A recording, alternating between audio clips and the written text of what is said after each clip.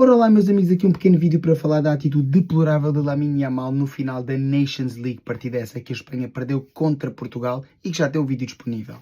Falando de Lamine Yamal, no final da partida não só não deu as felicitações aos jogadores portugueses, como não ficou para aplaudir, tal e qual como todos os seus colegas da seleção espanhola ficaram, abandonando o relevado, sozinho de caminho ao balneário. Este é o mesmo jogador que, quando ganhou a Taça de Espanha, a Copa del Rei, foi cumprimentar o rei em vez de um passo bem normal, bateu assim dá cá mais 5 com os óculos de sol na cara, meus amigos. Já vimos grandes talentos emergentes do futebol, como foi o caso de Ronaldo Fenómeno, Ronaldinho, Ronaldo, Cristiano, o Messi, o Mbappé, e nenhum deles tinha estes comportamentos de soberba tão jovens. Lamine Yamal é um portento dentro de campo, é um jogador muito talentoso, mas fora de campo tem uma atitude deplorável que deixa muito a desejar e que pode ser assim também algo a dinamitar a carreira deste fantástico jogador. Não se sabe comportar e ninguém lhe põe maneiras. Uma autêntica vergonha.